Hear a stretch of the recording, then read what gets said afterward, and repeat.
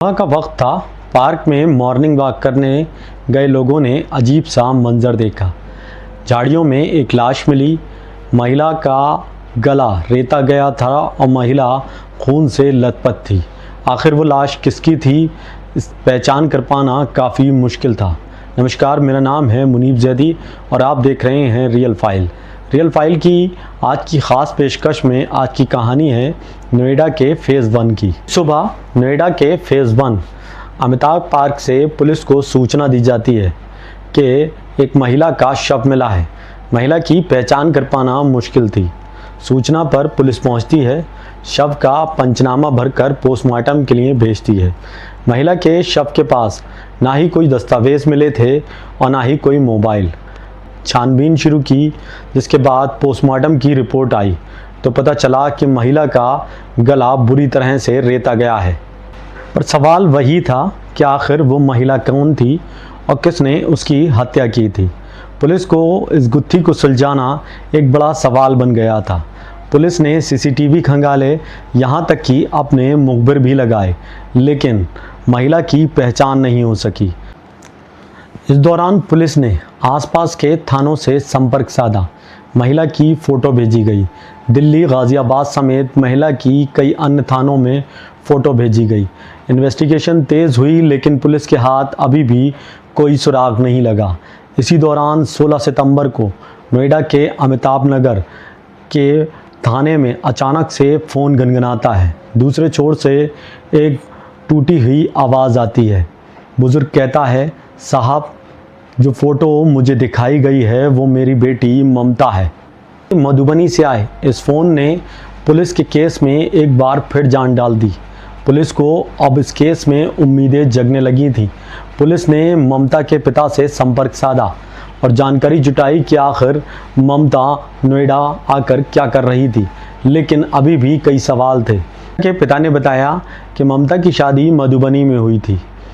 पति से ज़्यादा दिन तक ममता की बनी नहीं, जिसके बाद बंधन टूट गए और ममता ने अपने पति से तलाक ले लिया। तलाक के दौरान ममता अपनी ज़िंदगी जीना चाहती थी, जिसके बाद वो नौकरी करने नोएडा चली आई। अब बहुत कुछ साफ हो गया था। पुलिस का शक ममता के पति पर गहराया। इसकी पूछताछ में ममता के पति ने बताया कि वो बिहार छोड़कर नोएडा कभी गया ही नहीं और तलाक होने के बाद उसने अपनी पत्नी से कभी मिलने की कोशिश भी नहीं की।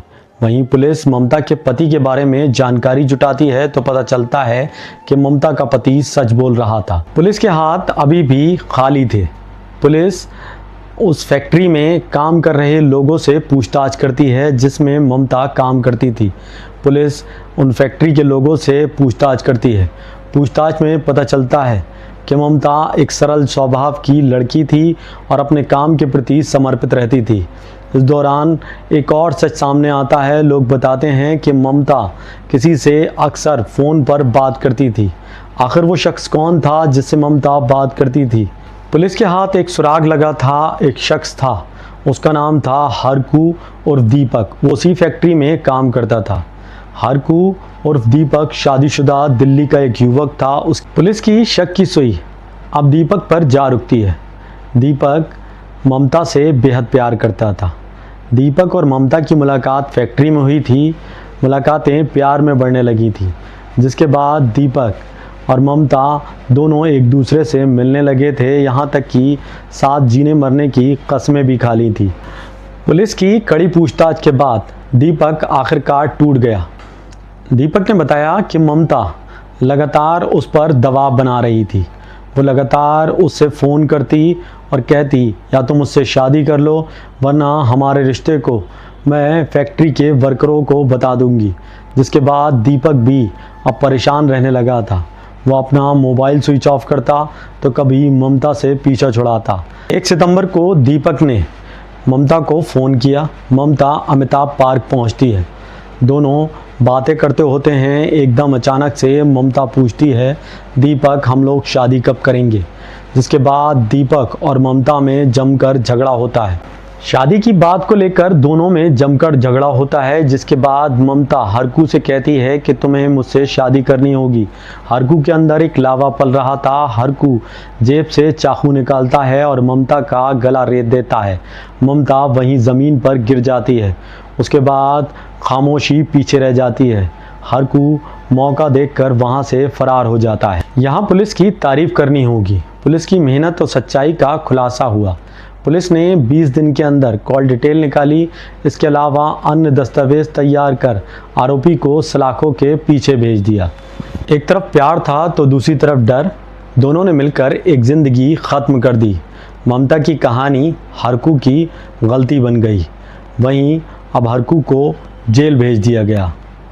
लेकिन सवाल अभी भी वही है कि ऐसे कितने लोग हैं जो रिश्तों की खामोशी में ऐसे गुनाह कर बैठते हैं। इस कहानी का उद्देश्य किसी के दिल को ठेस पहुंचाना नहीं, बल्कि लोगों को जागरूक करना है। इसलिए सतर्क रहें, सावधान रहें। मिलते हैं अगली कहानी में रियल फाइल्स के साथ। तब तक जय हिंद।